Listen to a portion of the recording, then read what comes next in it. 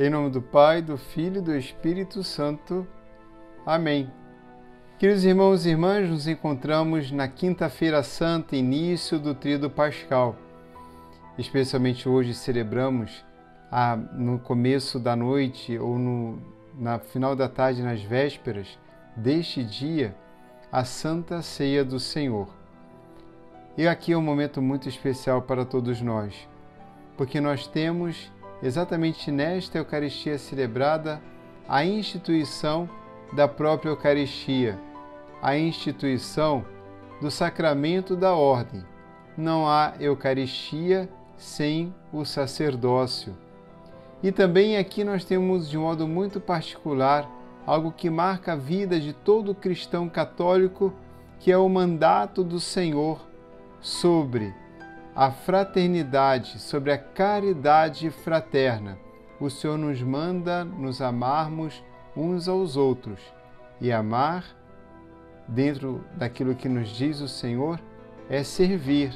Servir concretamente e não ser servido. Bom, nós vamos começar pela segunda leitura, retirada da primeira carta aos Coríntios, no capítulo 11, dos versículos 23 a 26.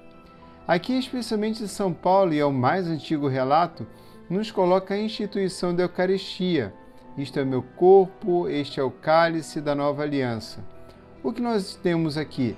Elementos muito importantes que já aparecem de alguma forma simbólica e velada. O corpo do Senhor e o sangue do Senhor na instituição da Páscoa no Antigo Testamento. Na primeira leitura vamos ver isso no livro do Êxodo. Aqui na segunda leitura com São Paulo, na noite em que o Senhor for entregue, então nós temos o Senhor partindo o pão, dando graças e dizendo: "Este é meu corpo que é dado por vós". Tomando o cálice, vai dizer: "Este é o cálice da nova aliança em meu sangue". Olha o que nós temos,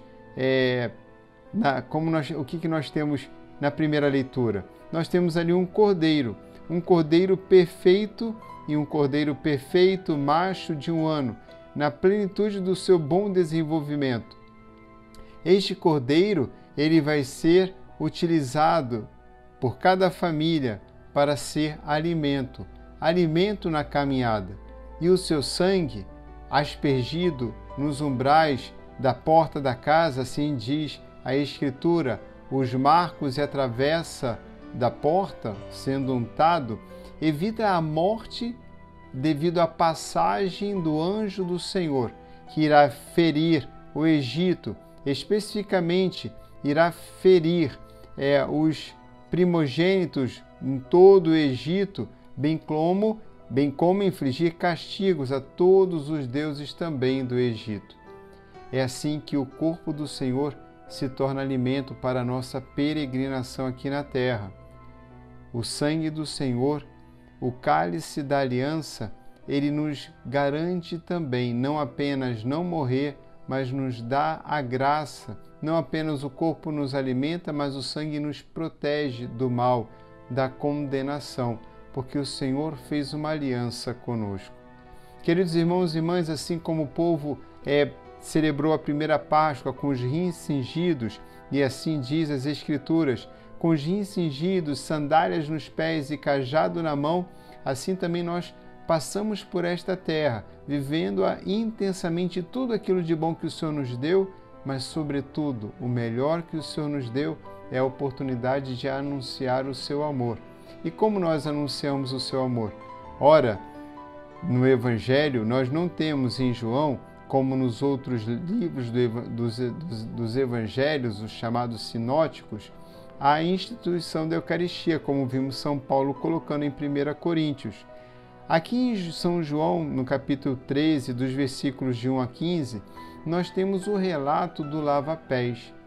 De modo especial, é assim que São João vai entender todo o mistério da comunhão. Isto não é excludente, é complementar. Exatamente o que o Senhor fez. Entregou-se na mão dos seus inimigos para que, por meio disso, nós pudéssemos ser libertos, pudéssemos ser salvos.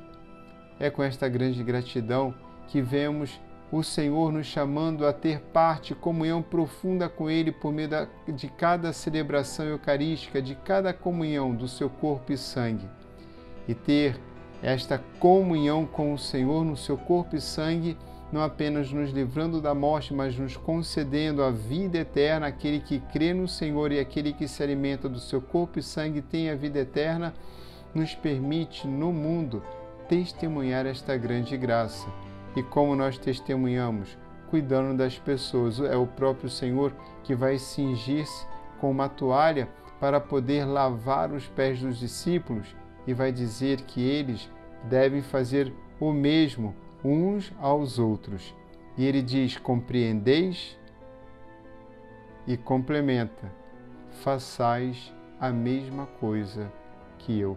Portanto, o amor na nossa vida não é teórico, o nosso amor não é romântico no sentido de palavras poéticas, palavras delicadas. Não que as palavras não sejam importantes, mas é preciso que o amor, no mundo tão ferido pelo ódio e pela violência, se torne verdadeiramente um amor concreto, por meio de ações concretas, de ajuda e de amor ao outro.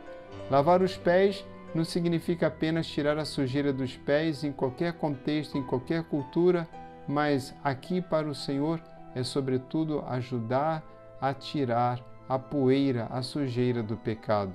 Ajudar os homens humildemente deles nos aproximar, como o Senhor fez com os apóstolos, para que possam ter comunhão com o Senhor, para que possam estar limpos a partir da palavra do Senhor e assim limpos se aproximarem do próprio Senhor na Eucaristia.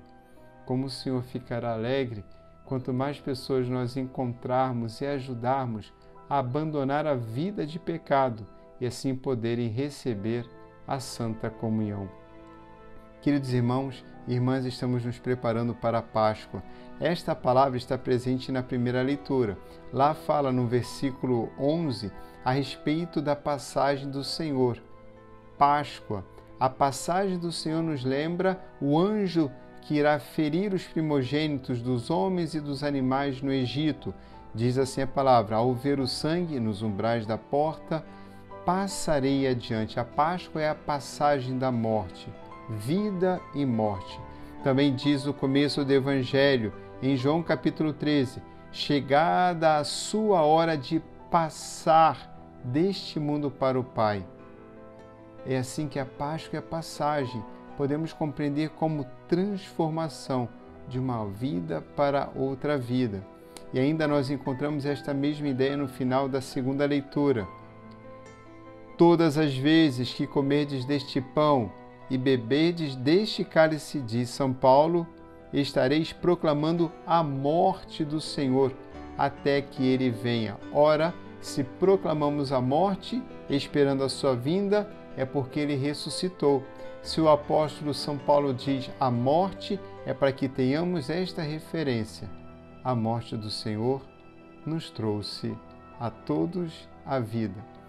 Para concluir, e disso nós não podemos nos furtar, lembrando da instituição da Eucaristia, instituição do sacramento da ordem e também sobre a ordem do mandato do Senhor sobre a caridade fraterna. Em João, ainda neste capítulo 13, no versículo 34, encontramos as seguintes palavras do Senhor: dou-vos um mandamento novo, que vos ameis uns aos outros, como eu vos amei. Amai-vos também uns aos outros. Este amor, primeiramente, é dentro da comunidade cristã. E a partir dela, sermos capazes do amor comum em torno do altar do Senhor e de Sua palavra, amarmos todas as pessoas que precisam do nosso serviço, do nosso amor, para também elas comungarem conosco deste mesmo amor a partir da Eucaristia. O Senhor esteja convosco, abençoe-vos o Deus Todo-Poderoso, Pai, Filho e Espírito Santo. Amém. o cálice por nós abençoado é a nossa comunhão com o sangue do Senhor.